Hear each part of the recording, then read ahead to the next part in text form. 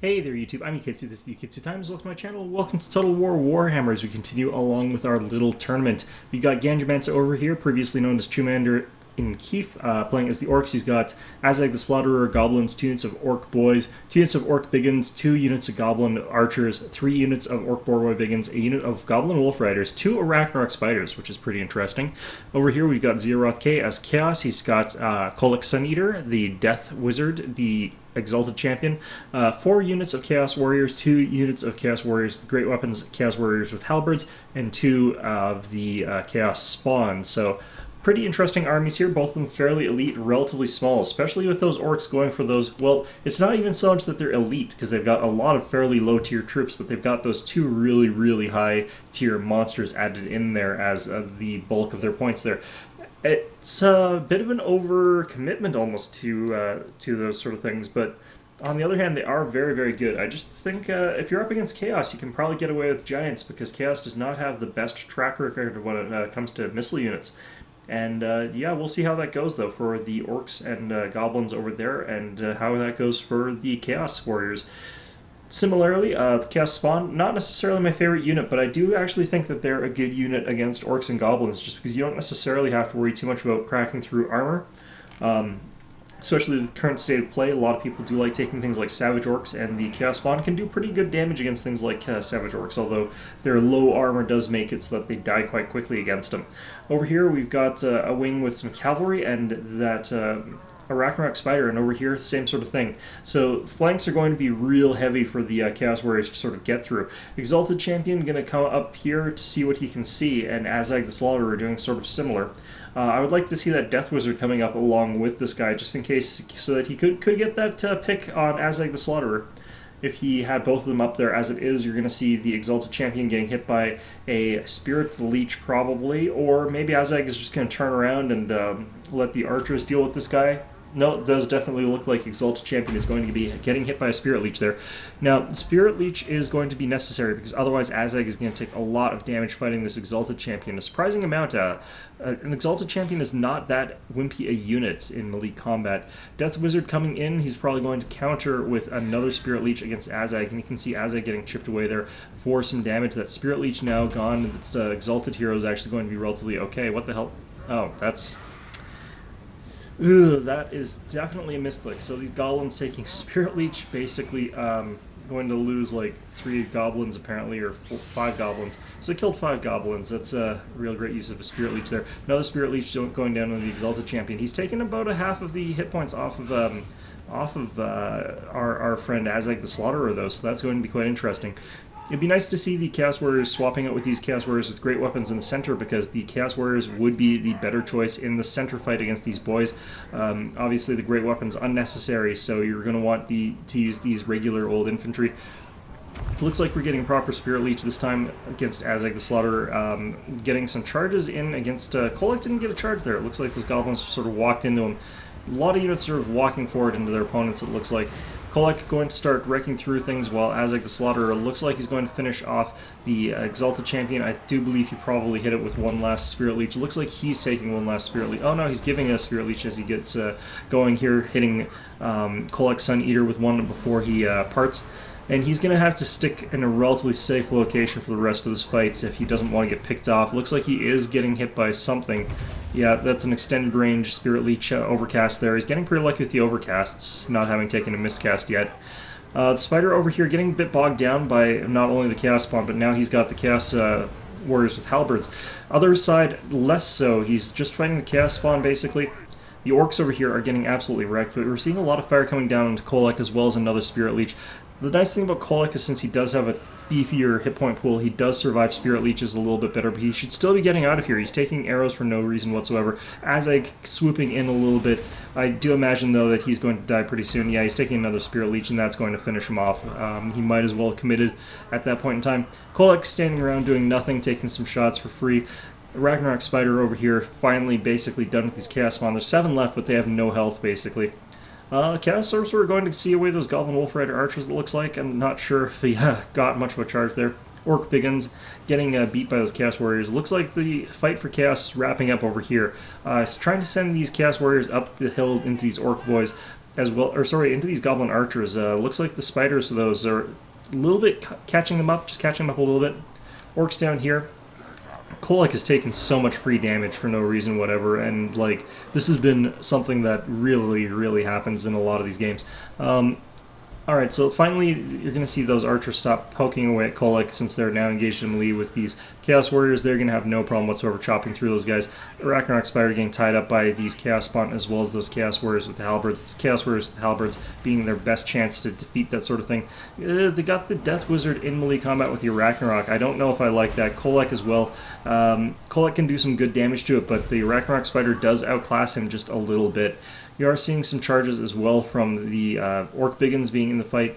We're seeing some arrows being fired at Kolek. We also see these Orc Boar Boy Biggins who are a very good counter against someone like Kolek. Some lightning coming down to try and hit those goblins, and that's going to do a little bit of damage. Not much. That Death Wizard has gone from the fight. He's going to be necessary if he's going to clear away these spiders easily, because that Spirit Leech is a good damage boost against them.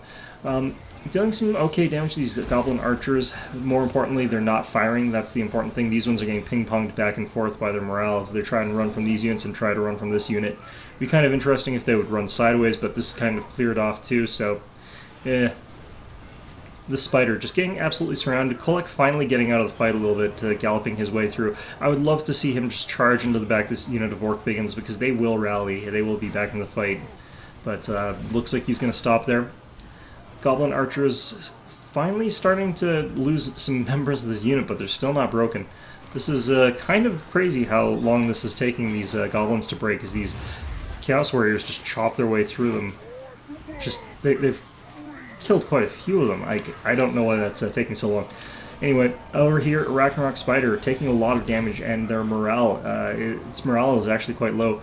These Chaos Spawn look like they've sort of gotten out of combat a little bit. It is the Chaos Warriors with Halberds that we're doing most of that. It looks like this one is going to be off for a little while. It'll probably rally. It's still got quite a lot of hit points left. We're seeing some Orc Boar Boy Biggins charging in again against those Chaos Warriors. It's going to be a bit of a hit. Nothing too bad. Ooh, Kolek Sun Eater chasing after this one. It's routing for whichever reason. I'm not actually sure why. It looks pretty healthy, but he's getting caught up by these Orc Boar Boy Biggins. He's going to take some damage from them. And then he's going to take some damage from these Biggins. And he's still taking arrows too. Like, all this combined is really wearing down his hit point pool pretty convincingly, I would say. Looks like they've shattered some of these units, so all they've got is this spider coming back towards them. I would retreat with Kolek at this point in time. This Death Wizard, I would like to see it using Spirit Leech on those spiders there. See what happens. This is going to be the make or break part of the fight, I think.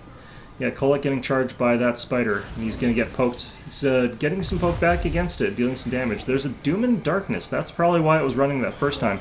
I don't recommend using Doom and Darkness against units that are high health and are likely to rally once Doom and Darkness ends. I would only recommend using against units that you can shatter using that. Kolek gets killed by the spider there. The spider gets surrounded. Like, if he was using...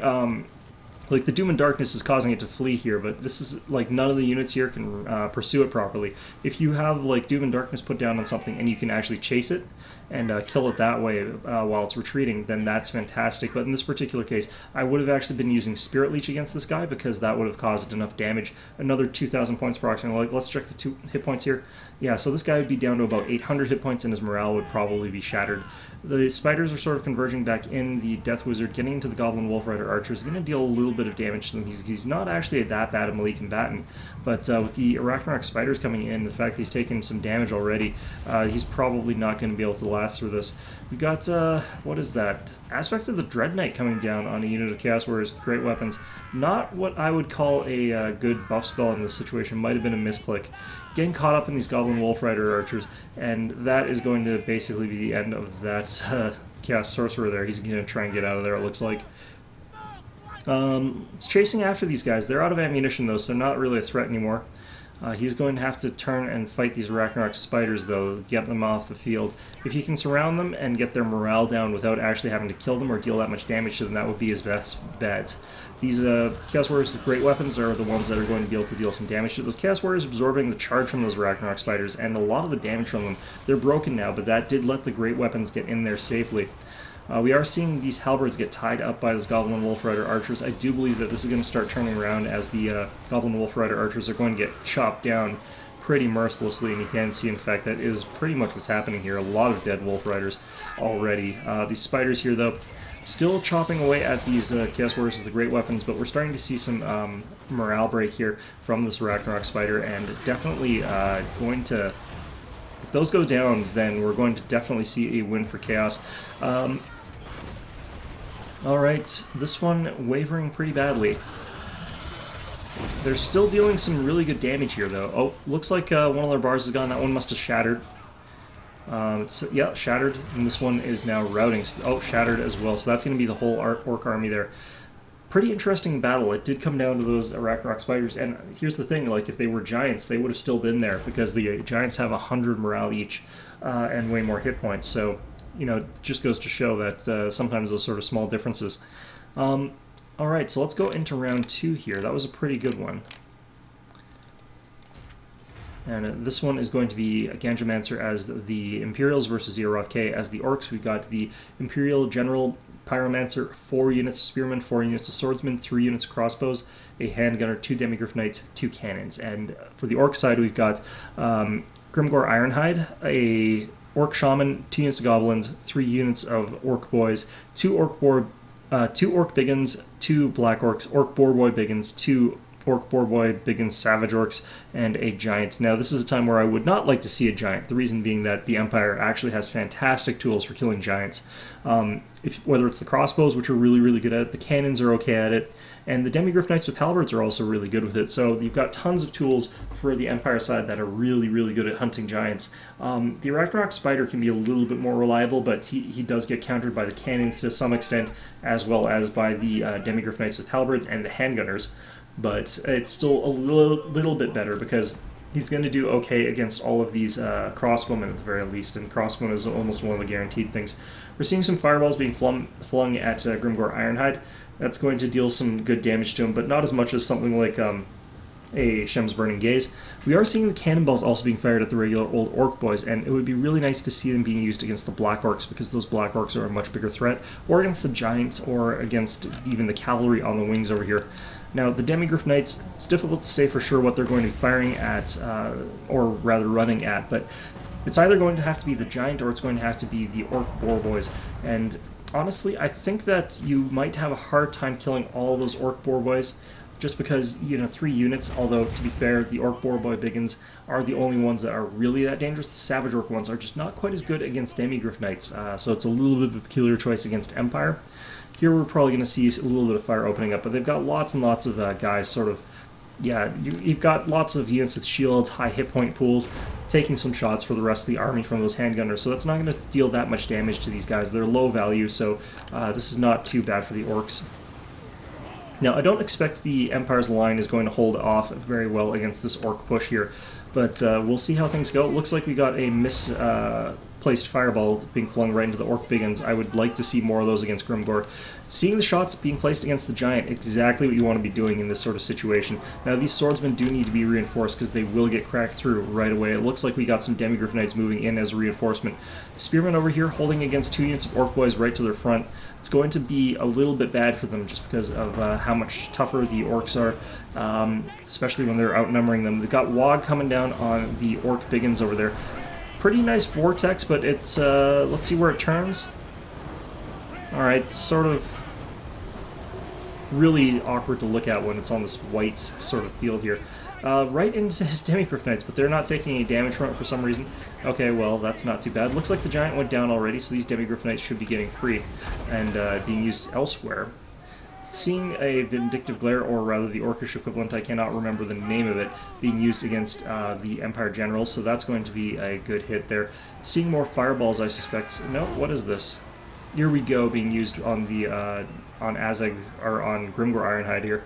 Swordsman still getting in a bit of trouble there, but this time we got some fights breaking out over here with these demigryph Knights as well. They're going to be able to do a little bit of a better job.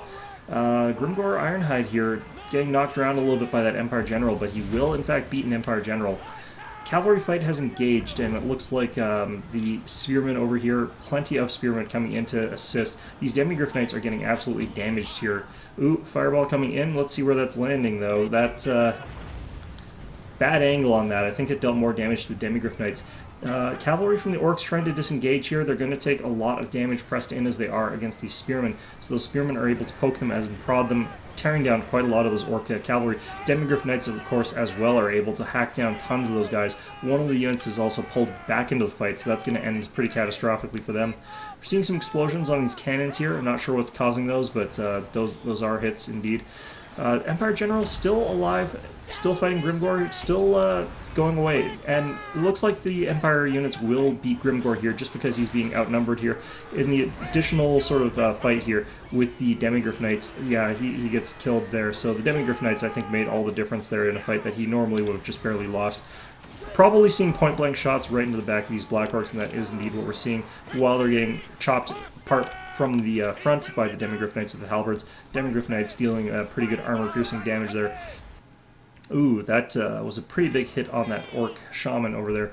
Black Orcs over here, though, not going to have any of that. If he's not too careful, he could take some pretty bad damage on his general. Looks like the morale, though, is too low. This is going to be it for the orcs. They're pretty much out of the fight at this point in time. The orc units in the back here, the cavalry, tied up too much by those spears and just chased down too much by those demigryph knights, not really going to be able to stay in the fight here. Handgunners, on the other hand, and these archers getting charged in the back by these orc boys here, but I don't know that that's going to matter too much at this point in time because it really is just down to clean up for the last few sort of melee units for the Empire. Black Orcs over here are taking Blood Roar and getting chased down a little bit, but they're actually not shattering, so that's good for them. Orc Shaman back into the fight. He could cast something and knock out the Empire General, but looks like he is going to rout again here. Alright, so we're seeing some shots into the back of these orc boys. We're seeing a unit of demigryph knights as well coming in to support these crossbowmen. These crossbowmen are fighting for their lives in melee combat, and they're doing a good job holding out. The wizard comes in as well, just for the hell of it. But yeah, that's an instant shatter with those demigryph knights piling in there, and that is going to be victory for the Empire. One that, you know, they had probably secured a little while ago. Again, you know, this is the risk of taking the giant against the Empire. If you can engage and tie up all of their archers and their cannons and stuff like that before you charge in with your giant, it can contribute. But it's not exactly that efficient at killing things like spearmen or swordsmen, because, you know, those big, huge hits are overkill against those sort of weaker units like that, so I don't particularly think the giant is a great counter against the Empire. It's just not. Alright, let's go into Game 3. Alright, we got Ganjamancer as the undead over here. We got Manfred von Karstein, White King, 3 units of zombies, 2 Graveguard, 2 Karen Wraiths, Graveguard with great weapons, Hex Wraiths, 3 units of Crypt Horrors, and a Vargeist. Over here we've got Zearoth K as the Empire. He's got the Empire Captain, the Light Wizard, 3 units of Spearmen, 2 units of Halberdiers, 2 units of Great Swordsmen, 2 units of Handgunners, 2 units of Demigryph Knights with Halberds, and the Steam Tank. So we've seen quite a few Steam Tanks in this series, which is quite peculiar because, I mean, I don't see it that often in ladder. It's a very interesting unit, and it is actually quite powerful, but it is very expensive, and it's a little bit of a risk-reward sort of thing. Typically, I would only take it against a faction where I could guarantee air dominance, and Empire's not one of those factions, but, I mean, I think that, I think it could go okay in this particular case. Now, we've got the undead in a relatively sort of weak center here, just sort of troops that are really good at tying down the Empire troops and sort of grinding at them. Even the Graveguard are not that great at killing troops necessarily, but they're very good at grinding them down. Over here we've got the 2 Empire units of the Demigryph Knights with Halberds rushing forward straight into the Crypt Horrors and Karen Wraith combo over here, along with Manfred von Karstein. Could be interesting to see what they do, but I would imagine they should back out of this. Charging right into the Crypt Horrors, and that's going to be a big hit, but these Karen Wraiths don't really give a damn about those attributes of the Demigryph Knights, so that's going to be interesting there. Over here, this other flank has their other weight component to it. Graveguard with great weapons, multiple units of Crypt Horrors, and the Vargeists, so that is going to be quite a scary flank coming in. Seeing some shots being fired, I definitely don't know that I would take the handgunners in this case, just because their damage per second isn't great. Although, on the other hand, the handgunners are quite good at dealing with flyers by comparison to the archers. I find the Quarrelers having a little bit of a hard time dealing damage to Manfred for me. So, could be a good investment there. We're seeing, indeed, like, some pretty big damage coming down on these Demigryph Knights as they try and retreat. There's Fate of Bajuna as they try and continue to chase down something. Yeah, it's going to deal a bit of damage to those guys. They're taking some hits, though, as they try to retreat from all these Karen Wraiths. One what is going on here? These Cryptors crumbling, but they're going to start regenerating back up once they're out of the fight here. Looks like they're also going to be receiving an Invocation of Nihek. So good combo of abilities to keep them in the fight there, but look at the damage these demigryph knights have taken from these Cairn Wraiths. Cairn Wraiths are also pretty fast, so that really does happen. Hex Wraiths have managed to come around behind and are kind of messing with these units of greatswords. They will lose to 2 units of greatswords, but look at the rest of this. Just chaos and pandemonium being caused by these undead units as they sort of fly in there. Vargheists are doing a great job here. They've been used very, very appropriately, jumping straight into those handgunners. That's exactly what I like to see. And this front line for the undead is collapsing quite badly, but I mean, they were never intended to win. Seeing Fate of Bajuna going back down on those demigryph knights, but it's not really going to matter too tremendously. I'm not seeing very many spells coming down from the Light Wizard. I'm not 100% sure what he's been doing in this particular match. You can see him doing something here, but maybe he's using Barona's Time Warp or something. It's not a very good buff spell. Let's see what we got going on here. Stand your ground, hold the line. So that's nothing to do with the Light Wizard, actually. Alright, so what's going to come down here? Yeah, Barona's Time Warp and Light of Battle, so these guys are unbreakable. Again, not really my favorite buffs in this game. I do think that they're a little bit weak. Demigryph Knights coming in, but again, these are just holding troops. I mean, they don't really have to do a whole lot. These Hex Wraiths are getting absolutely demolished at this point in time. Again, like, there's not a particularly strong unit against things like greatswords, but they've held them up for a long time, and these are those 2 elite units that needed to be used to press through the front line of these undead units there, in particular the Graveguard, which are still doing a pretty good job. These Demigryph Knights with Halberds not getting Fate of Bajuna, which is pretty surprising to me. The Spearmen over here, Halberdiers getting just chomped in by these Cryptors. The Cryptors don't do great against Spearmen or Halberdiers, but the Graveguard certainly do. I'm seeing an Invocation of Nihek coming down, and that's really just a insult to injury sort of thing here. These Demigryph Knights with Halberds wavering as they get chopped into from behind by those Cairn Wraiths. Really, all that's going to be left is that Steam Tank, and Steam Tank isn't enough to take this fight. I mean, those great swords are still there. Oh, this Manfred von Karstein has gotten a little bit caught out of position here and actually managed to get himself killed. I don't know what he was doing there. I mean, 2 units of great swords and an Empire General and a Light Wizard all sort of in the same area is definitely going to kill Manfred von Karstein. I definitely would not have put him into that fight. I would have put him into something more like the back of these units, into these Spearmen, going for a quick sort of rout on them, and then maybe jumped over onto the Steam Tank. Over here, though, it looks as though the Empire doesn't have any hope at this point in time. I don't think that matters that they managed to kill Manfred von Karstein or that their general is still alive, so we're going to have to see if there's any miracles that can be pulled through, but I definitely don't think there is. Great swords coming into the Graveguard with great weapons, but the Steam Tank getting pounded on by the Cryptors and the Graveguard with great weapons, they're going to go down sort of slowly. Like, the Steam Tank does have a lot of hit points, but it's got a sliver left, like 615, going to be down pretty quickly. Once that goes down, I think that the power balance bar is going to swing so much in favor of the undead that the Empire remaining units are probably just going to chain route from the field here. Suffice to say, even though these units are crumbling, I definitely don't think that there's any worry for the undead that they're going to lose this fight. They've got this one completely in the bag at this point in time. Steam Tank still getting clubbed to death. So depressing when, like, a modern marvel of technology gets beaten to death with a club. Alright, now with the full attention of these Cryptors on these great swords, they're going to rout, and then the Cairn Wraiths coming in against the General of the Empire here, and he is going to shatter as well from terror, actually. That's going to be an interesting thing there. Alright. Yeah, we can see there were a decent number of kills on that Steam Tank. Undead have them pretty well spread out through a lot of their units, but the Graveguard managing to chew their way through a lot of infantry. That would have been very, very different if the Greatswords had managed to get into them and they pulled back some Spearmen to tie down those Hex Wraiths, because the Hex Wraiths do not do well at all against Spearmen or stuff like that, so could have gone quite differently there. And let's go ahead and check out Game 4 over here. So we've got Ganjamancer as the Dwarves versus Zearoth as the Undead. We've got Ungrim, Iron Fist, and a Rune Priest. 2 units Miners, 2 units of Dwarf Warriors with a bit of veterancy, 2 units of Longbeards, Slayers, Ironbreakers, 3 units of Quarrelers, the Grudge Thrower, and 2 Cannons. 2 Cannons is quite a bit. Over here we've got Manfred von Karstein, Necromancer, White King, 2 units of zombies, 2 units of skeletons, 3 units of Karen Wraiths, 2 units of Black Knights with Lances and Barding, odd choice, and 2 units of Vargulfs, also a bit of an odd choice. So we're seeing some pretty interesting units from the undead there. Not conventional stuff, especially against dwarves. I don't feel like I really necessarily know how to feel about hex rates against dwarves, because I think people are sort of wising up and they're sort of taking those rune smiths, which are really good against them, but you need 2 to be decisive, because if you use 2 runes of wrath and rune on a unit all at once, it just completely annihilates it, and it can't really heal all that effectively. Dwarves in a pretty good defensive position. We're going to see what their artillery is all used for here. You can see that it's already firing away. It looks like some of the cannons are being used to attack these units over here. It looks like these miners were actually out in this forest for a flanking job.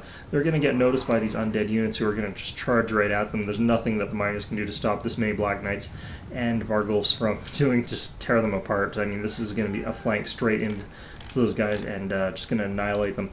Now, on the other hand, these cannons are going to be able to fire at those Black Knights while they're approaching, so that could be interesting to see, but we are seeing them being used to fire at some skeletons and zombies here, so not exactly the best use of resources. You can see that they're still being used to fire there.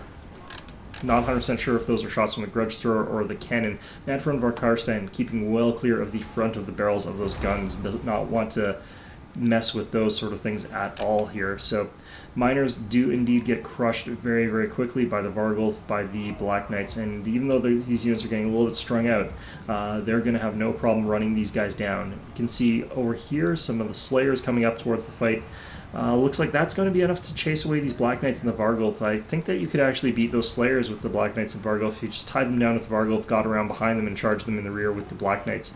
And then cycle charged over and over again. If those Slayers are getting knocked over by things like the Black Knights, then they're in a lot of trouble. The Vargulf can also still soak up a lot of damage. I mean, it's not a bad unit for that purpose. It's got 4,000 hit points or more, and I do believe it's got regeneration as well, so it is a tough unit to take out.